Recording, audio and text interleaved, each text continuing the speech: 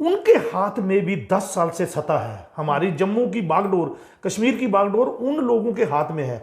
अगर हमारे साथ 50 वर्षों या 60 वर्षों से कुछ इनजस्टिस हुआ है, भेदभाव हुआ है जम्मू से, तो आपको ये समय था कि आप इस इनजस्टिस को, भेदभाव को खत्म कर देते।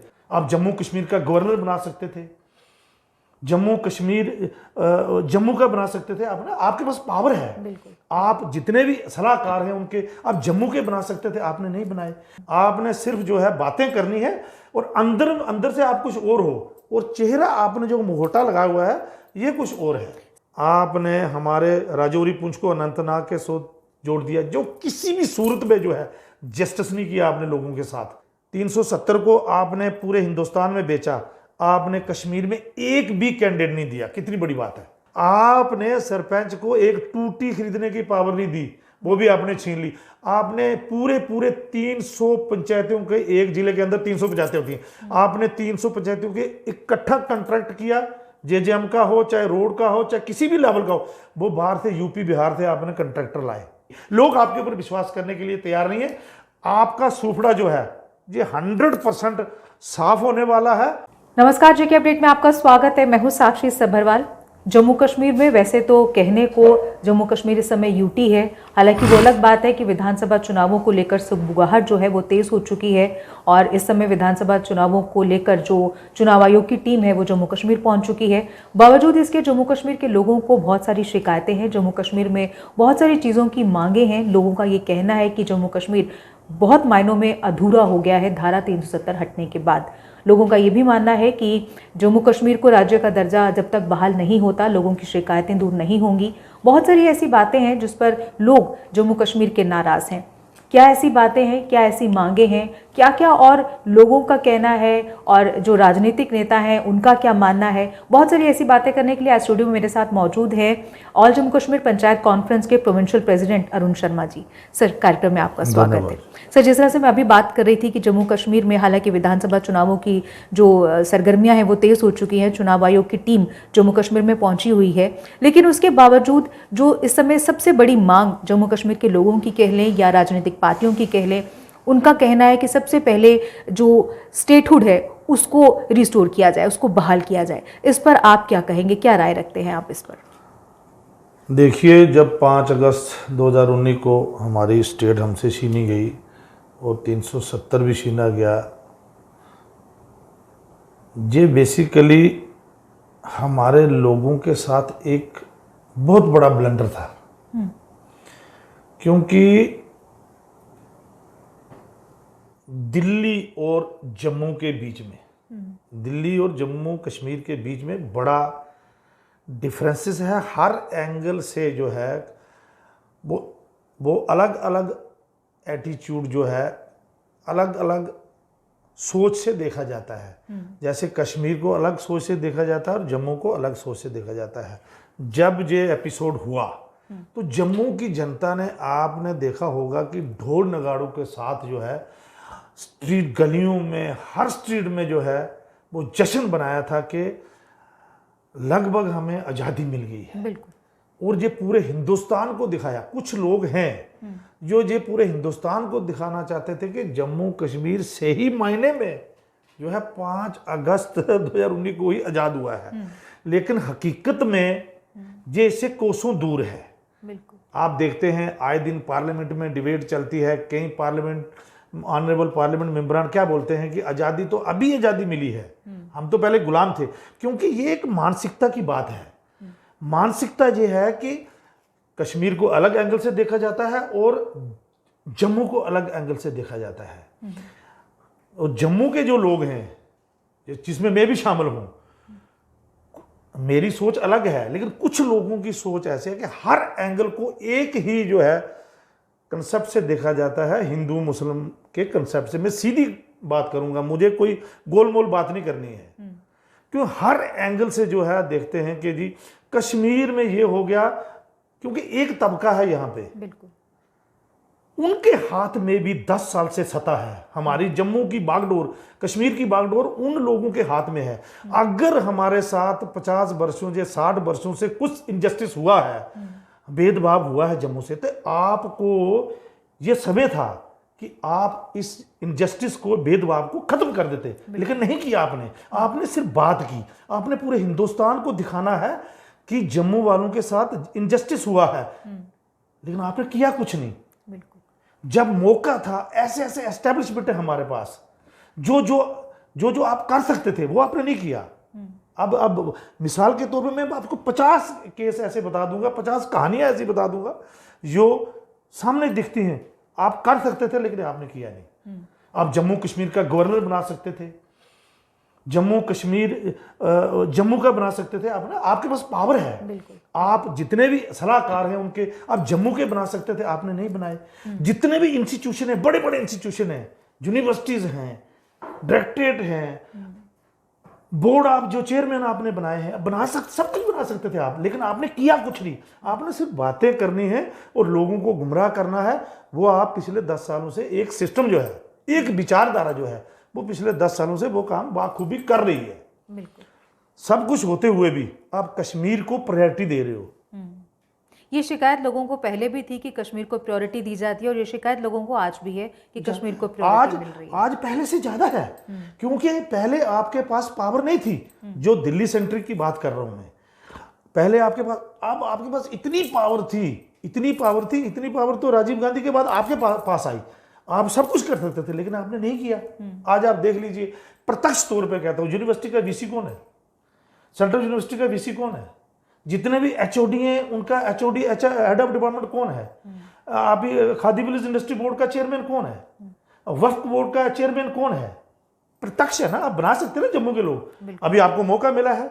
कश्मीर में 60 साल अगर कश्मीरियों ने लूटा है, तो फिर आप भी तो काम करो ना। आपने काम नहीं किया, आपने सिर्फ जो है बातें करनी है, और अंदर से आप कुछ और हो, और चेहरा आपने जो मुखौटा लगाया हुआ है ये कुछ और है। सर एक बात और, जहाँ पर स्टेटहुड की मांग तो लोग कर ही रहे हैं, वहाँ पर एक विरोध जो है और देखा जा रहा है, वो ये है कि सीएम की पावर्स को बहुत ज़्यादा कम कर दिया गया है, एलजी की पावर्स को बढ़ाया गया है। एक तरफ विधानसभा चुनावों को लेकर जो तैयारियां हैं वो चल रही हैं, लेकिन एक तरफ पावर्स को घटा देना, इसे किस नज़रिए से आप देख रहे हैं? ये तो साफ साफ दिखाई देता है। आपने जब हदबंदी की, आपने पूरे जम्मू कश्मीर के हर एक असेंबली सेगमेंट को कुचल के रख दिया गया।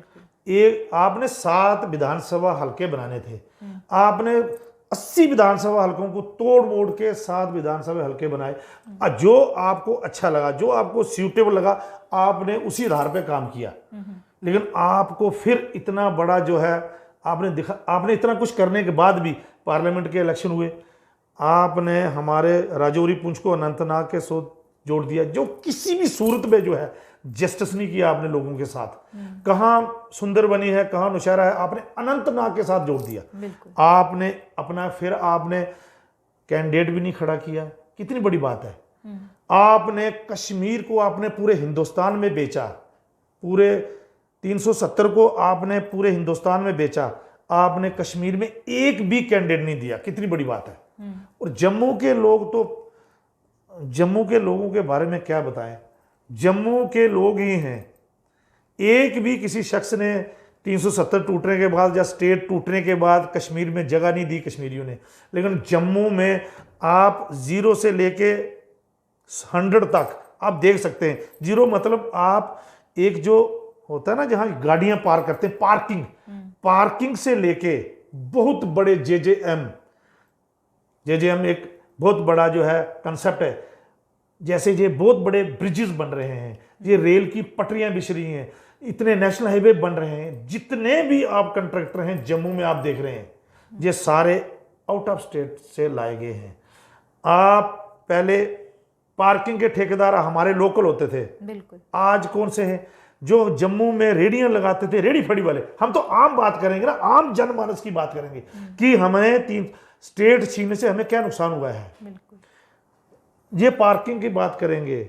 छोटे छोटे जो कंट्रैक्टर पंचायतों में, जो सबसे लो लेवल की डेमोक्रेसी है पंचायत लेवल, आपने सरपंच को एक टूटी खरीदने की पावर नहीं दी, वो भी आपने छीन ली।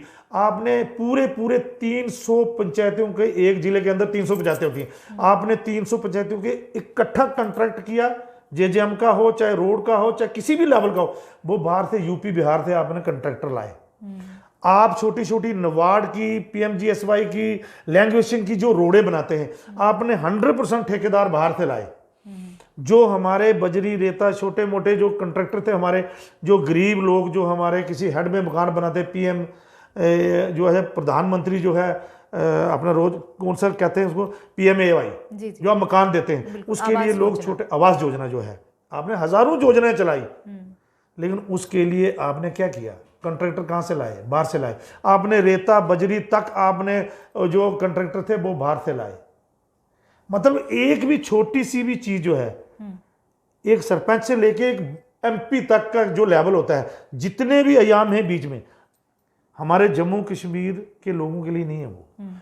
आप छोटे से छोटे लेवल पे अब चले जाइए, वहां देखेंगे क्राइसिस ही क्राइसिस है। आपने सब्सिडियां दी, लेकिन आपने उसके साथ क्या किया? आपने इतना भारी भरकम टैक्स लगा दिया। आपने 2 लाख रुपए की दी ट्रैक्टर पे सब्सिडी, आपने 1.5 लाख रुपए एडवांस जमा कराना है हमें नंबर लगाने के लिए।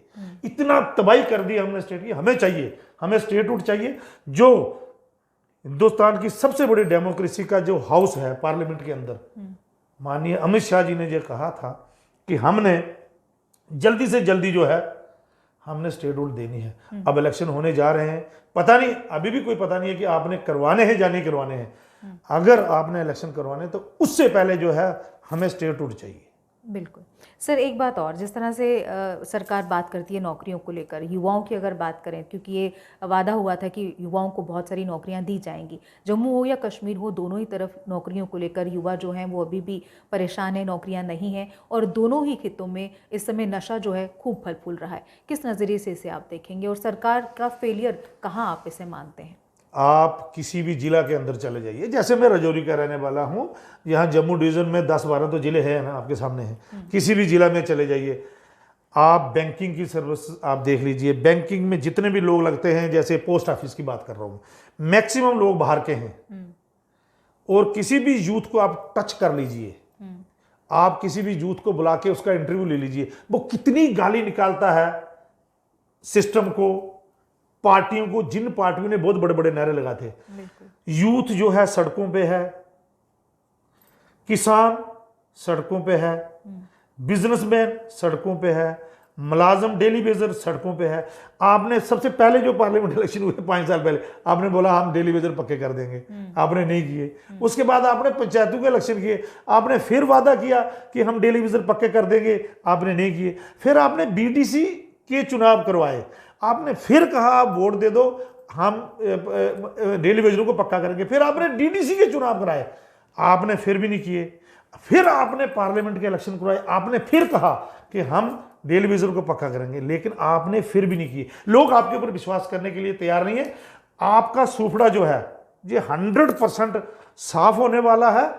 अगर आप स्टेट दे देते हैं, जो हमारे राइट्स हैं, लैंड्स के राइट हैं, जो जमीनें हैं, जो 70 वर्षों से लोग, जैसे पाक ऑक्युपाइड कश्मीर है, जो महाजरीन जिनको लोग बोलते हैं, बड़े सारे डिस्ट्रिक्ट हैं जहां कठुआ से लेके रजौरी पुंछ तक बड़े सारे लोग हैं। आपने 65 वालों को तो राइट्स दे दिए, लेकिन आपने पर्दा डाला है आंखों के ऊपर, जो लोगों को गुमराह किया है।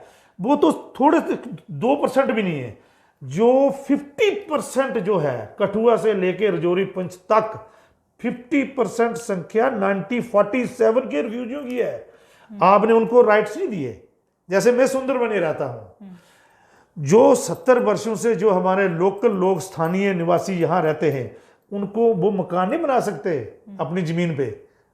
जो 1947 के जो लोग चले गए, जो उनके उस जगह पे जो काबिज लोग, लोकल लोग जिनको बोलते हैं, लेकिन आप वो मकान नहीं बना सकते। वो अगर मकान बनाएंगे, कोई अगर कंप्लेन कर देगा, वो मकान नहीं बना सकते। कोई भी कुछ भी चीज नहीं कर सकते। वो उनको लोन नहीं मिल सकता, उनको कोई फैसिलिटी जो गवर्नमेंट ऑफ इंडिया देती है, बड़े बड़े दावे करती है, वो किसी भी फैसिलिटी को अवेल नहीं कर सकते। आप सिर्फ लोगों को धोखा देते हो, दिखाते कुछ हो, करते कुछ हो। लेकिन अभी आपने बोला कि सरकार का सूपड़ा जो है वो साफ होगा, क्योंकि इन्होंने झूठे वादे किए। लेकिन सरकार के पास एक बड़ा स्ट्रॉन्ग, अभी तक हमने देखा उनके पास एक बात है कि डेवलपमेंट जम्मू कश्मीर में बहुत ज़्यादा किया उन्होंने। जब डेवलपमेंट को किस तरह से आप देखिए, डेवलपमेंट, जहाँ तक डेवलपमेंट की बात है, अब नशरी टनल को ले लीजिए, आप भी बता दीजिए, आप जर्नलिस्ट हैं, नशरी टनल का जो है वो फाउंडेशन किसने रखी थी? ये हाईवे जो एक्सप्रेस है इसकी फाउंडेशन किसने रखी थी? कटरा हाईवे एक्सप्रेस जो दिल्ली से चल रही है इसकी फाउंडेशन किसने रखी थी? नेशनल हाईवे राजौरी पुंछ है, इसकी फाउंडेशन किसने रखी थी? अब जो भी सरकार आएगी, मनमोहन सिंह जी की जो सरकार थी तब की, आप मुझे बताइए क्या वहां काम नहीं? रेल कश्मीर में किसने पहुंचाई? रामबन तक रेल किसने पहुंचाई? हम किसी को क्रेडिट नहीं देते। जो भी सरकार रहेगी उसने डेवलपमेंट करनी है। देखिए, अब रोडों की आप बात करेंगे, ब्रिजेस की बात करेंगे, टनलों की बात करेंगे, इस सारे का सारा क्रेडिट जो है वो हम गडकरी साहब को देना चाहते हैं कि गडकरी साहब ने जो है वो उनकी स्किल है अपनी, उनको भी हटाने के लिए पूरी सरकार ने जोर लगाया। वो तो एक सेकुलर आदमी है, देखा था ना जब पार्लियामेंट के इलेक्शन में कितने बयान सामने आए। उन्होंने तो अपनी स्किल के साथ, अपनी ताकत के साथ, अपनी पावर के साथ उन्होंने काम किया है। वो तो चैलेंज करते हैं कि मेरे पास किसी भी चीज की कमी नहीं है, लेकिन जो सिस्टम है, आप देखें डेवलपमेंट की बात से आप उस पर पर्दा नहीं डाल सकते, लेकिन लोगों को रोजगार चाहिए। बिल्कुल। अगर आज पार्लियामेंट के अंदर नीतीश जी के सहारे सरकार चल रही है तो वो भी कह रहे हैं कि हमें स्पेशल स्टेटस दे दो, और नायडू जी के सहारे पे सरकार चल रही है उनके सहारे से, तो वो भी कहते हैं कि मुझे आंध्र प्रदेश में स्पेशल स्टेटस चाहिए। तो हमारे साथ महाराजा साहब का दिया हुआ जो स्पेशल स्टेटस कवच था वो उन्होंने छीन लिया, हमारे लोगों को भिखनंगा कर दिया, छोटे से लेके बड़े से बड़े तक भिखनंगा कर दिया, और भीख मांगने के कगार आ गई है जूत। और जम्मू कश्मीर में आज अगर आप अनएम्प्लॉयमेंट की जैसे आपने बात की, वो सबसे ज्यादा टॉप पे है। हिंदुस्तान में सबसे ज्यादा अनएम्प्लॉयमेंट जो है वो जम्मू कश्मीर में मिलेगी आपको। चलिए, कुल मिलाकर ये कह सकते हैं कि उम्मीद ये जताई जा रही है कि शायद विधानसभा चुनावों के बिगुल बजने से पहले स्टेटहुड का दर्जा बहाल किया जाएगा। ये उम्मीद आपको लगती है? होना चाहिए। जैसे मैंने पहले ही बता दिया आपको कि माननीय प्रधानमंत्री जी ने बार बार बोला है, माननीय गृह मंत्री जी ने भी बार बार बोला है, अगर वो स्टेटहुड दे देते हैं तो उनका जो कथनी उन्होंने पार्लियामेंट के अंदर की है, लोग थोड़ा बहुत ट्रस्ट करने के लिए उनके ऊपर तैयार हो जाएंगे कि उन्होंने जो पार्लियामेंट के अंदर कहा वो उन्होंने करके दिखा दिया। तो होना चाहिए। चलिए, अब ये मान के चल सकते हैं कि जो गेंद है वो सरकार के पाले में है, और देखना ये होगा कि क्या अब भी जो गलती सरकार से पहले हुई है वो अब दूर कर पाती है सरकार की नहीं। फिलहाल सर कार्यक्रम में आए, आपने अपनी अलग अलग विचार अलग अलग विषयों पर ज़रूर रखे, खुलकर अपनी बात कही, इसके लिए और कार्यक्रम में आने के लिए आपका बहुत बहुत शुक्रिया। धन्यवाद। इसी के साथ मुझे भी दीजिए इजाज़त। नमस्कार। जम्मू कश्मीर की खबरों के लिए जुड़े रहिए JK अपडेट के साथ।